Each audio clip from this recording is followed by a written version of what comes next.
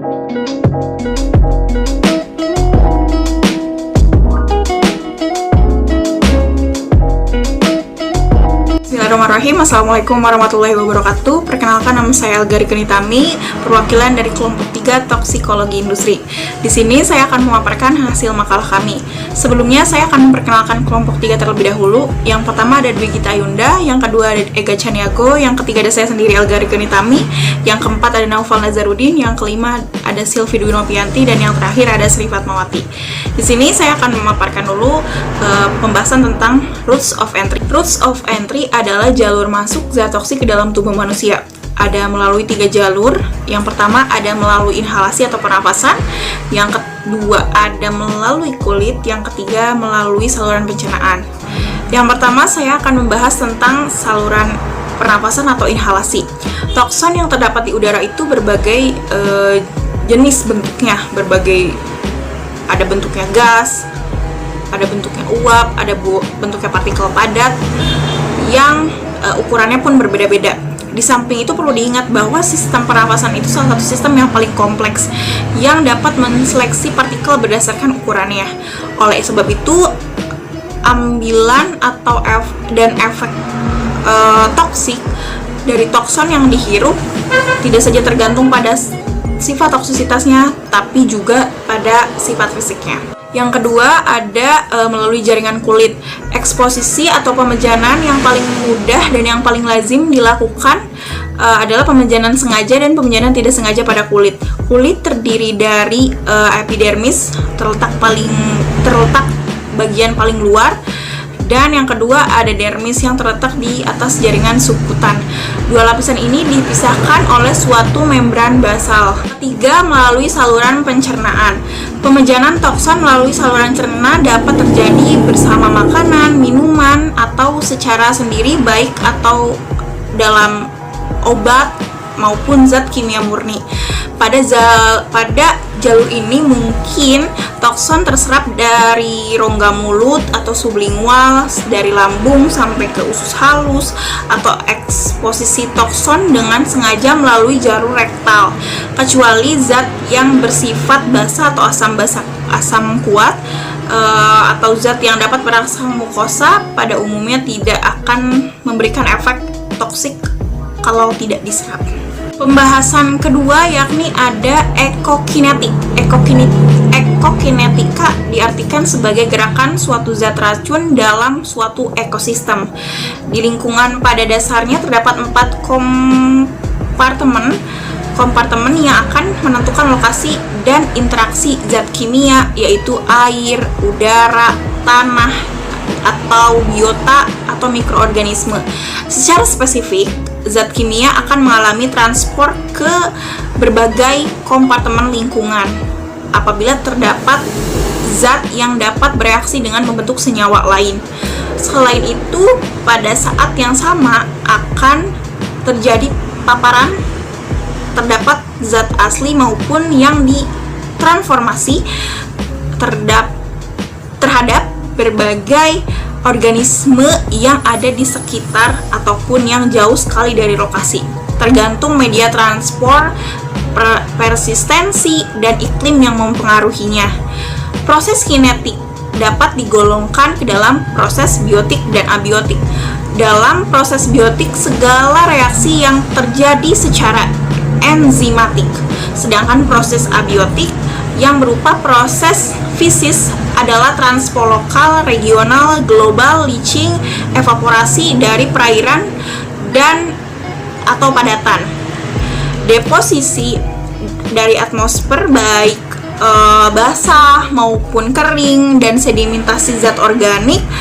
Proses biotik yang berupa proses kimiawi meliputi proses hidrolis, oksidasi, dan reaksi-reaksi fotokimia. Untuk pembahasan selanjutnya akan dipaparkan oleh rekan saya Silvi Dwi Novianti. Dipersilakan. Bismillahirrahmanirrahim. Assalamualaikum warahmatullahi wabarakatuh. Baik, di sini saya Silvi Dwi Novianti akan melanjutkan pemaparan pembahasan yang ketiga, yakni toksikokinetik. Di sini proses biologi yang terjadi pada fase toksikokinetik umumnya dikelompokkan ke dalam proses invasi dan efesi.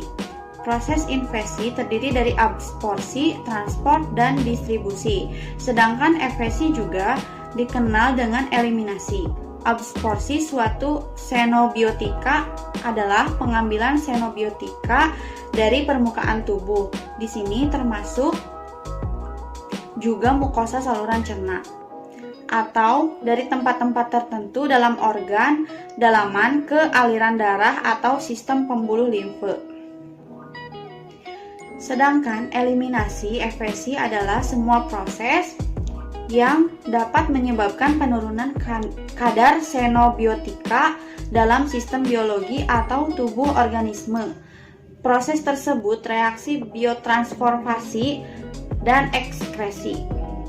Sederetan proses toksikokinetik sering disingkat dengan ADME 3, yaitu adsorpsi, distribusi, metabolisme, dan eliminasi. Adsorpsi ditandai dengan maksudnya xenobiotika atau tokson dari tempat kontak paparan menuju sirkulasi sistemik tubuh atau pembuluh limfe. Lalu setelah xenobiotika mencapai sistem peredaran darah, ia bersama darah akan didistribusikan ke seluruh tubuh. Proses hilangnya xenobiotika dari dalam tubuh organisme, eliminasi suatu xenobiotika dapat melalui reaksi biotransformasi, metabolisme, atau ekskresi xenobiotika melalui ginjal, empedu, saluran pencernaan, dan jalur ekskresi lainnya. Xenobiotika yang masuk ke dalam tubuh akan diperlakukan oleh sistem enzim tubuh, sehingga senyawa tersebut akan mengalami perubahan struktur kimia dan pada akhirnya dapat diekskresi di dalam tubuh. Lalu di sini pembahasan yang terakhir yakni mengenai toksodinamik. Fase toksodinamik adalah interaksi antara tokson dengan reseptor tempat kerja toksik dan juga proses-proses yang terkait di mana pada akhirnya muncul efek toksik atau farmakologi. Farmakolog menggolongkan efek yang muncul berdasarkan manfaat dari efek tersebut seperti yang pertama efek terapeutis atau efek hasil interaksi xenobiotika dan reseptor yang diinginkan untuk tujuan terapeutis atau keperluan pengobatan. Yang kedua, ada efek obat yang tidak diinginkan, yaitu semua efek atau khasiat obat yang tidak diinginkan untuk tujuan terapi yang dimaksudkan pada dosis yang dianjurkan. Dan yang terakhir ada efek toksik.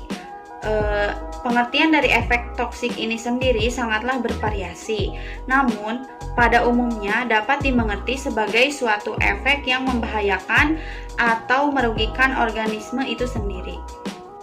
Sebelum saya mengakhiri presentasi ini, saya akan terlebih dahulu membacakan kesimpulannya. Route of entry into body dapat melalui 3 jalur, yaitu melalui inhalasi atau pernapasan, melalui kulit, dan melalui saluran pencernaan. Sederetan proses toksikokinetik sering disingkat dengan ADME, yaitu adsorpsi, distribusi, metabolisme, dan eliminasi. Yang terakhir, fase toksodinamik adalah interaksi antara tokson dengan reseptor atau tempat kerja toksik dan juga proses-proses yang terkait di mana pada akhirnya muncul efek toksik atau farmakologi. Mungkin itu yang dapat saya sampaikan, kurang lebihnya mohon maaf. Wassalamualaikum warahmatullahi wabarakatuh.